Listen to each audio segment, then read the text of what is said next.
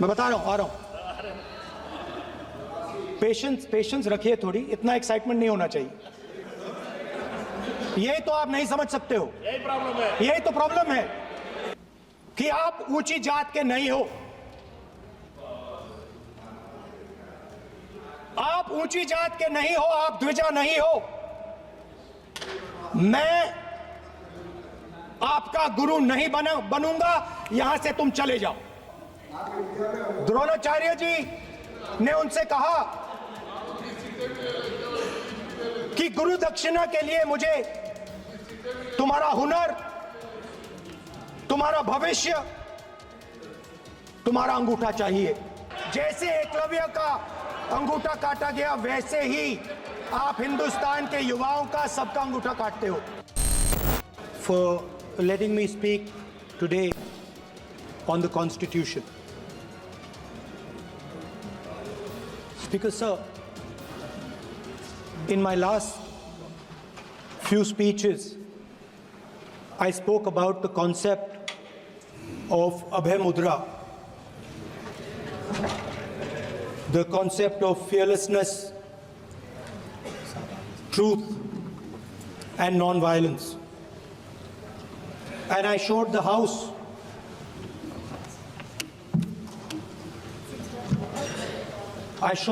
images of our different religions displaying this Abhay Mudra.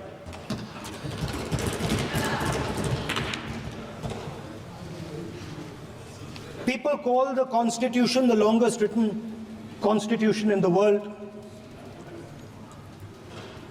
But the Constitution contains a set of ideas from one philosophy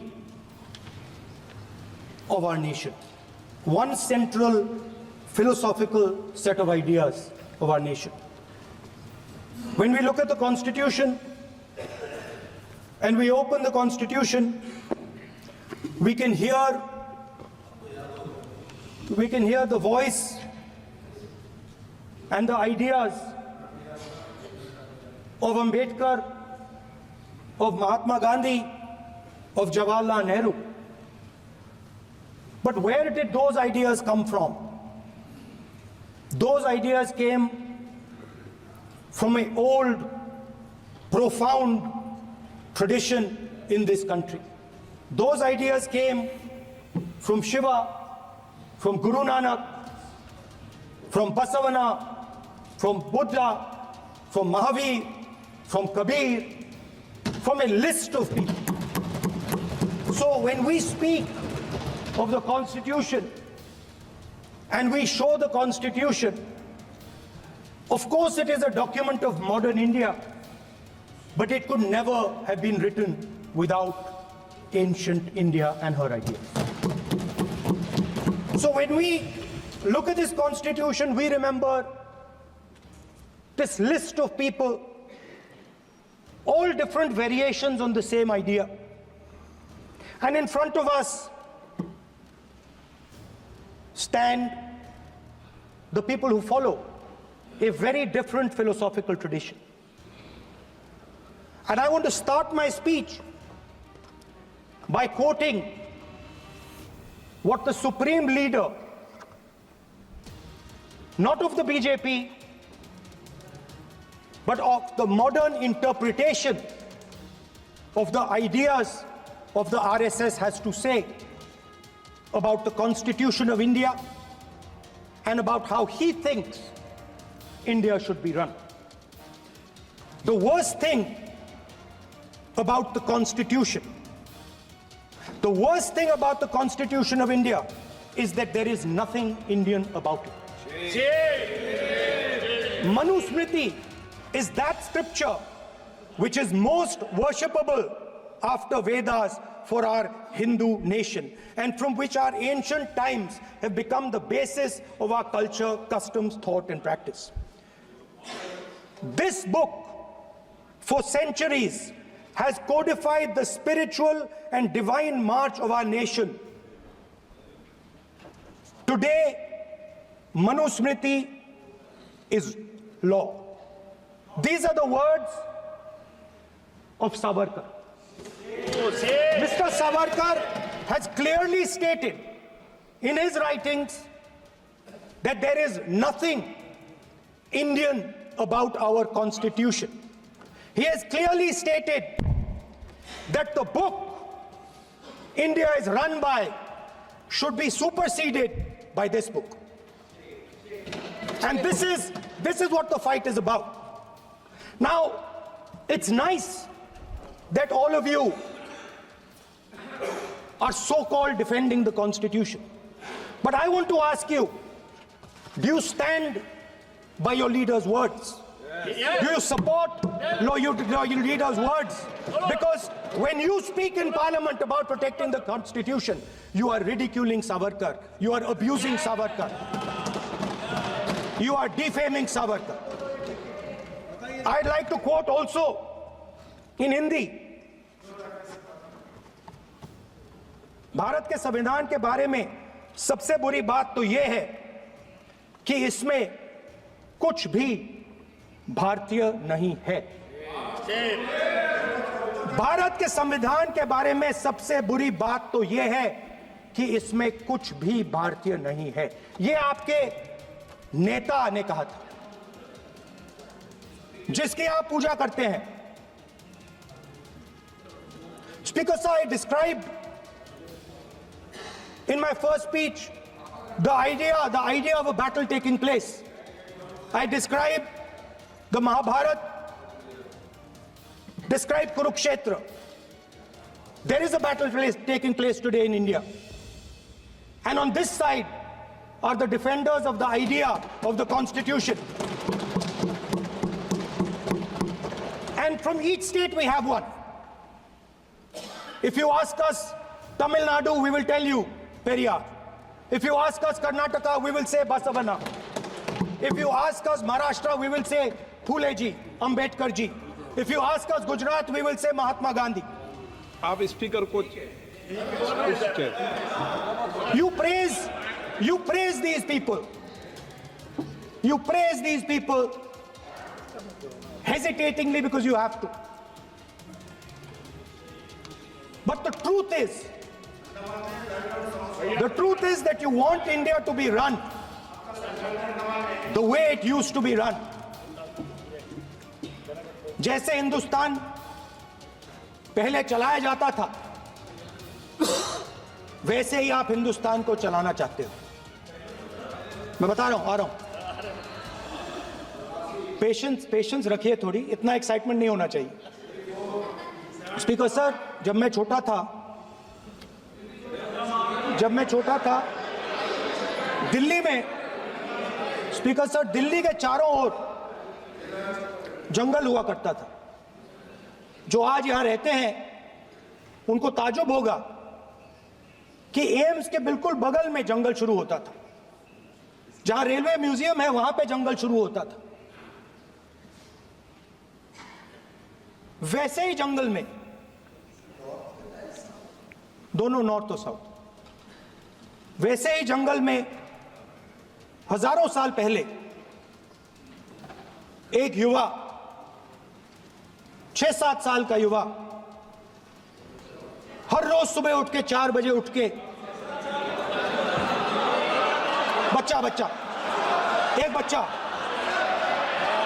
बच्चा, वाह बहुत बढ़िया, एक बच्चा 4 बजे उठ के तपस्या करता था। हर रोज सुबह तपस्या, हर रोज सुबह वो धनुष उठाकर तीर कमान चलाता था और घंटे उसने तपस्या की, सालों के लिए उसने तपस्या की।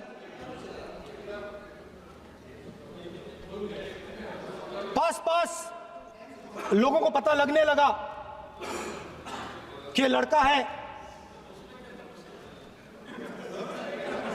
यही तो आप नहीं समझ सकते हो, यही तो प्रॉब्लम है। धनुष में तपस्या है, मनरेगा के काम करने में तपस्या है। तपस्या का मतलब शरीर में गर्मी पैदा करना, समझिए। हाँ, तब का ये मतलब है, तपस्या का ये मतलब है। तो ये तपस्या कर रहा था, लोगों को पता लगा और वो गुरु के पास गया। लड़के का नाम एकलव्य था और वो गुरु के पास गया और उसने कहा, गुरु द्रोणाचार्य जी, मैं सालों से धनुष चलाना सीख रहा हूं, मैंने अपनी पूरी शक्ति इसमें डाली है,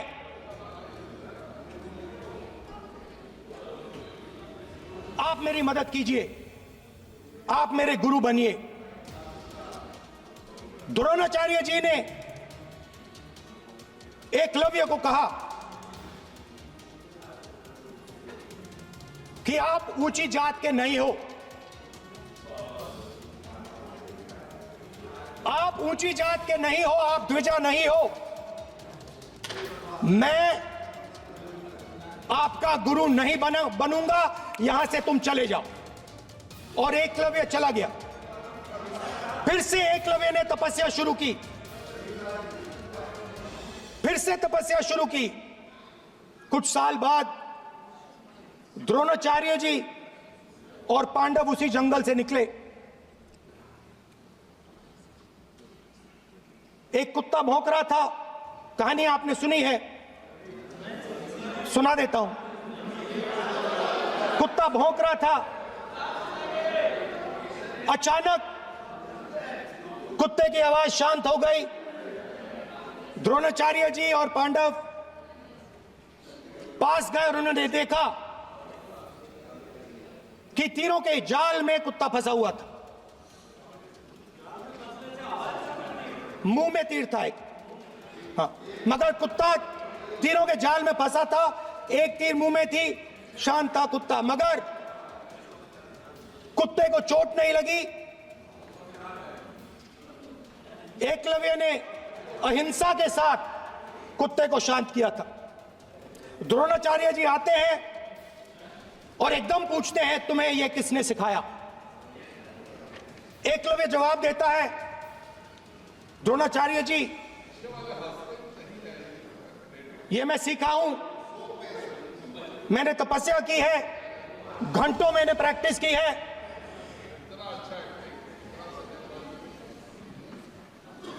आपने मुझे गुरु बनने से मना किया था, तो मैंने एक मूर्ति, मट्टी की मूर्ति सामने रखी और मैंने प्रैक्टिस की और मैं सीखा। द्रोणाचार्य जी खुश नहीं हुए। द्रोणाचार्य जी ने एकदम कहा, तुम्हें मुझे गुरु दक्षिणा देनी है। नहीं नहीं, ये आपकी स्टोरी है, ये आपकी स्टोरी है। मेरी स्टोरी है कि द्रोणाचार्य ने पूछा।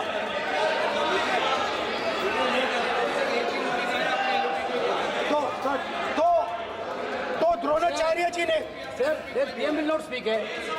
Lord wants to if you are not giving order, Prime Minister has to speak. That's what want. If you are not giving protection, if you are not giving protection to LOP, then Prime Minister has to speak here. I will tell you. We will be very clear. ठीक है sir. माननीय सदस्य, आपको मैंने कई बार कहा, आप धमकी शब्दों में मत बोला करिए। एक मिनट जाती। द्रोणाचार्य जी संसदीय ने, कार्य मंत्री बोले, कितने डिस्टर्बेंस कर रहे थे। द्रोणाचार्य जी ने कहा कि मुझे आप गुरु दक्षिणा दीजिए। मेरी स्पीच ले ली आपने। तो द्रोणाचार्य जी ने उनसे कहा कि गुरु दक्षिणा के लिए मुझे तुम्हारा हुनर, तुम्हारा भविष्य, तुम्हारा अंगूठा चाहिए। और एकलव्य ने अंगूठा काट के द्रोणाचार्य को दे दिया।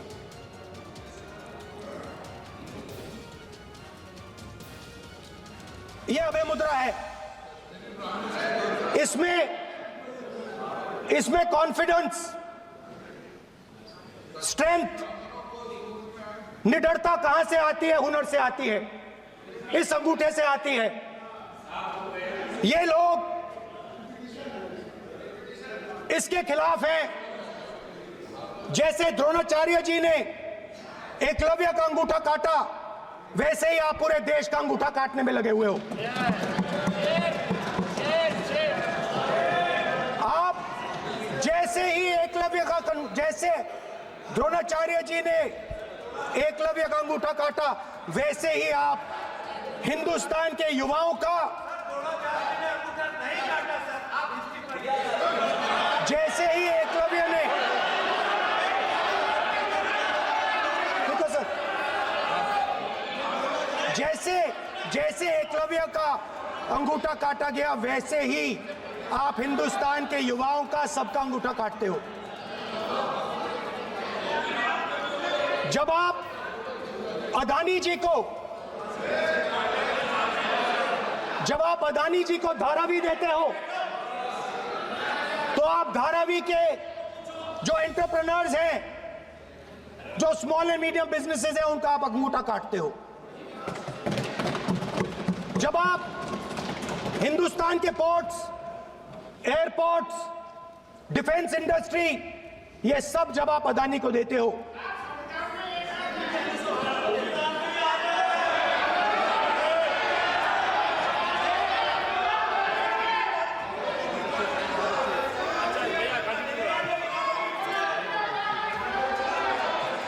हिंदुस्तान के सारे जो फेयर प्ले बिजनेसेस हैं, जो ईमानदारी से काम करते हैं, आप उन सब का अंगूठा काटते हो जब आप अदानी की मदद करते हो। कॉन्स्टिट्यूशन में लैटरल एंट्री कर आप हिंदुस्तान के युवाओं का, पिछड़ों का, गरीबों का अंगूठा काटते हो।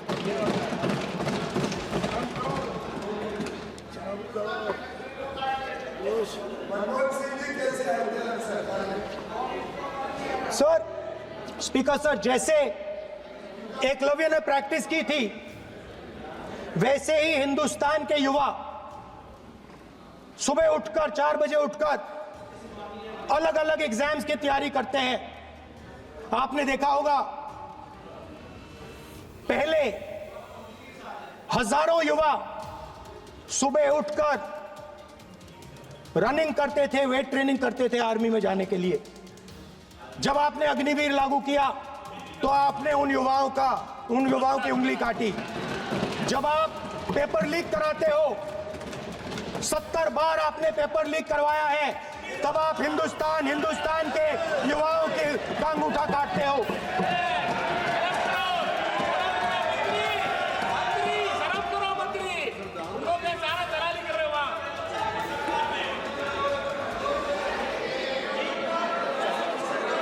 आज बाहर, दिल्ली के बाहर आपने किसानों पर टीयर गैस चलाया है, आपने किसानों पर लाठीचार्ज किया है। किसान आपसे एमएसपी मांगते हैं, सही दाम मांगते हैं, मगर आप अदानी को फायदा पहुंचाते हो, अंबानी को फायदा पहुंचाते हो और किसान का अंगूठा काटने का काम करते हो। देखिए, हम कहते हैं अभय मुद्रा, हम कहते हैं डरो मत, आप कहते हो हम आपका अंगूठा काट देंगे। ये फर्क है। एक तरफ कौन सर बोले, मेरे कहना है कि हम एक मिनट प्लीज बैठिए, आप बैठिए, प्लीज बैठिए, आप बैठिए। आज हम भारत के संविधान की 75 वर्ष की गौरवशाली यात्रा कर रहे हैं और कर भाई ये चर्चा हुई थी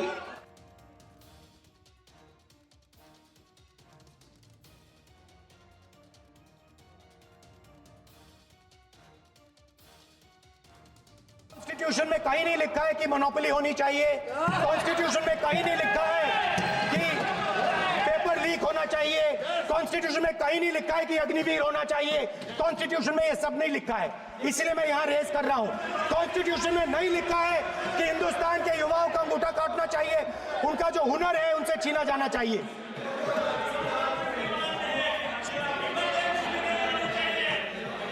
बैठे बैठे कर रहे हैं सर, 5 बजे अब भी बैठे बैठे करेंगे। 5 बजे देखिएगा क्या करते स्पीकर सर, मिलेगा। मैं कुछ दिन पहले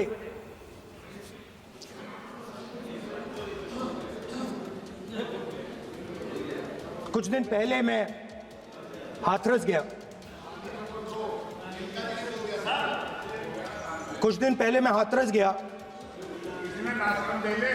हाथरस में 4 साल पहले एक लड़की का बलात्कार होता है। गैंग रेप होता है। 3-4 लोग गैंग रेप करते हैं। मैं 2-3 दिन पहले उस लड़की के परिवार के घर में गया।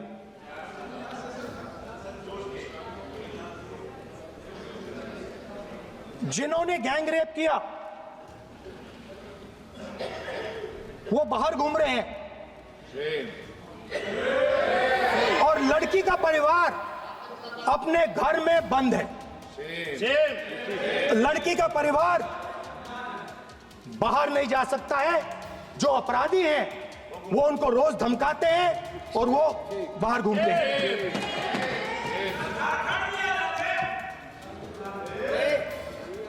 परिवार ने मुझे बताया कि बेटी का जो अंतिम संस्कार था वो भी नहीं करने दिया और चीफ मिनिस्टर ने इसके बारे में खुलकर मीडिया में झूठ बोला है। ये कॉन्स्टिट्यूशन में कहां लिखा है? ये कॉन्स्टिट्यूशन में कहां लिखा है कि जो बलात्कार करते हैं वो बाहर रहे और जिसका रेप हुआ है, जिसके परिवार, उस परिवार को बंद कर दिया जाए? कहां लिखा है कॉन्स्टिट्यूशन में? ये आपकी किताब में लिखा हुआ है, मनुस्मृति में लिखा है, मगर कॉन्स्टिट्यूशन में नहीं लिखा। और अगर आप कहते हो कि यूपी में आपका राज है और वहां पे कॉन्स्टिट्यूशन नहीं लागू होता है, वहां पे मनुस्मृति लागू हो रही है।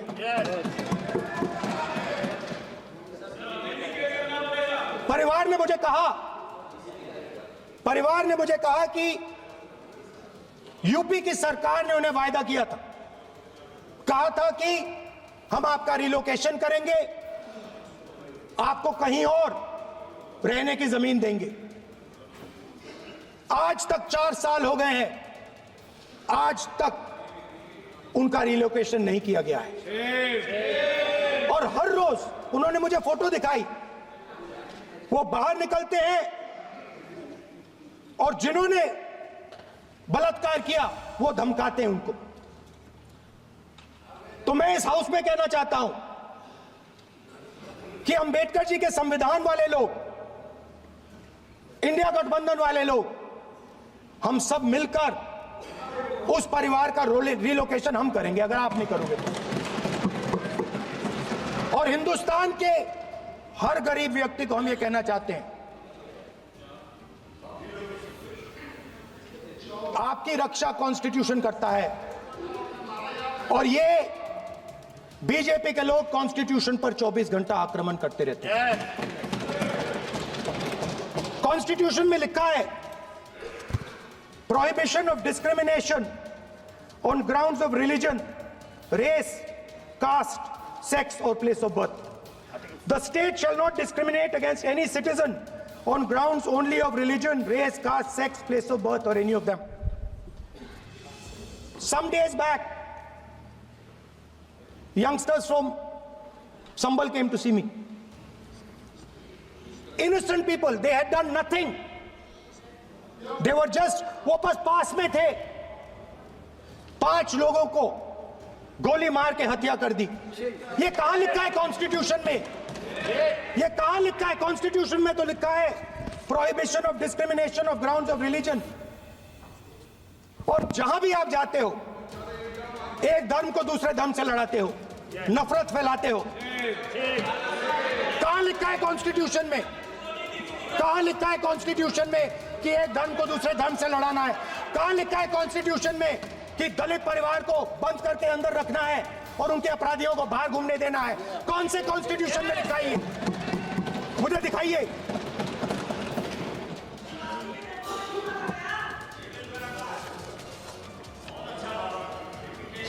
स्पीकर साहब, हमने हमारी जो विचारधारा है, इंडिया गठबंधन की विचारधारा है, वो देश में कॉन्स्टिट्यूशन लाई है। हम सब मिलकर कॉन्स्टिट्यूशन की रक्षा करते हैं। अंबेडकर जी ने कहा था, if there is political equality but no social and economic equality, political equality will be destroyed. ये अंबेडकर जी के शब्द हैं और आज ये बात सबके सामने है।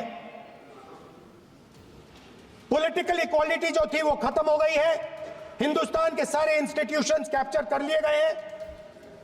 सोशल इक्वालिटी नहीं रही, फाइनेंशियल इकोनॉमिक इक्वालिटी नहीं रही। इसीलिए हमारा अगला कदम जाति जनगणना होगा।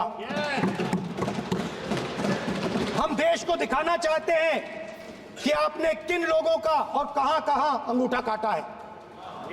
हम दलितों को, आदिवासियों को, पिछड़ों को, किसानों को, मजदूरों को दिखाना चाहते हैं कि आपने किस किस का अंगूठा काटा है। इसलिए जो मैंने वायदा किया था, इसी हाउस में यहां हम कास्ट सेंसस लागू करेंगे और उसके बाद हिंदुस्तान में एक नए तरीके का विकास होगा, एक नई तरीके की राजनीति होगी। जो मैंने पहले कहा था, जो आपको अच्छा नहीं लगता है, 50% रिजर्वेशन, उस दीवार को हम यहां तोड़ेंगे। 50% रिजर्वेशन की दीवार और जाति जनगणना हम यहां करा के दिखाएंगे। आपको जो कहना है कर लो, कह लो। स्पीकर सर, बहुत बहुत धन्यवाद।